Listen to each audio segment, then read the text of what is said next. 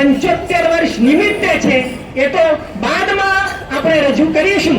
એ પહેલા એક સ્પીચ, એક વક્તવ્ય રજૂ કરવા માટે હું અત્રેની પોલન બજાર ઉર્દુ કુમાર શાળાના એક વિદ્યાર્થીને આમંત્રણ આપી રહ્યો છું।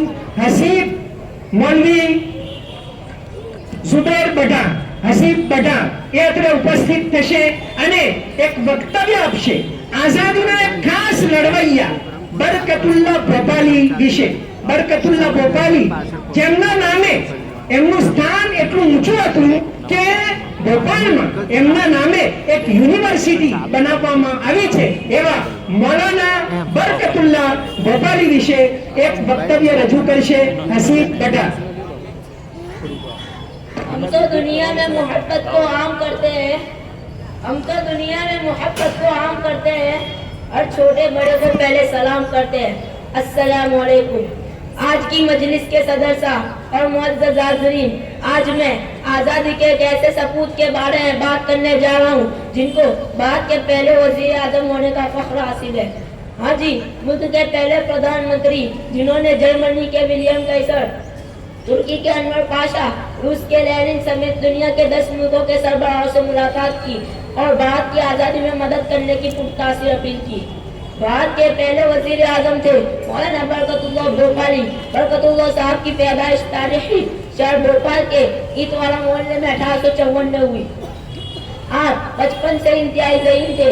आपको अरबी और अंग्रेजी के अलावा जापानी, तुर्की, फ्रेंच और जर्मन समेत 10 जुबानों पर मुकम्मल अबूर हासिल था। कई दिमागों का है जोशीला मुजाहिद 1895 से 1904 तक बरतानिया में रहा।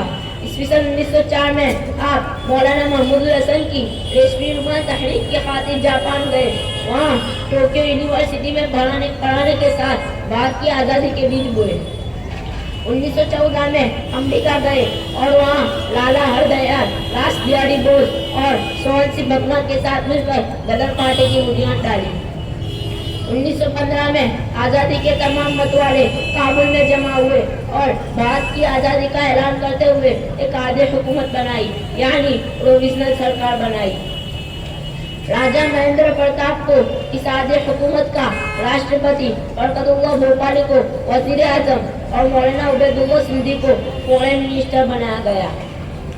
तुर्की, जर्मनी और चीन समेत कई मुल्कों ने भारत की साजिश हुकूमत को मंजूरी दी। इस तरह बरकतुल्लाह भोपाली भारत के पहले वजीर आजम बने। कौमी एकता के हामी इस वजीर आजम ने इसके बाद कई मुल्कों का दौरा किया और भारत की आज़ादी के लिए बैनुल अक़वामी माहौल बनाया।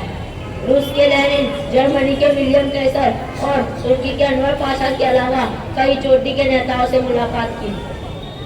1927 में जब ब्रिटिश साम्राज्यवाद के खिलाफ आलमी कॉन्फ्रेंस हुई तो आप जवाहरलाल नेहरू के साथ वहाँ तशरीफ ले गए और अंग्रेज साम्राज्य के खिलाफ बेमिसाल तकरीर की। 20 सितंबर 1927 को आज़ादी की लड़ाई का यह तामनाक सूरज गुरूब हो गया। राजा महेंद्र प्रताप ने अपनी आपबीती माय लाइफ स्टोरी में बरकतुल्लाह भोपाली को सफ़े अव्वल का मुजाहिद आज़ादी करार दिया है।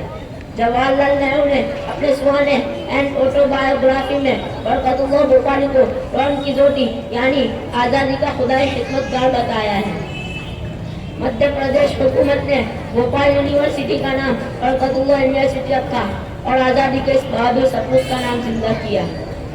दिल से निकलेगी न मरकर भी वतन की उल्फत, दिल से निकलेगी न मरकर भी वतन की उल्फत, मेरी मिट्टी से भी खुशबू वफा आएगी। खुदा हाफिज़।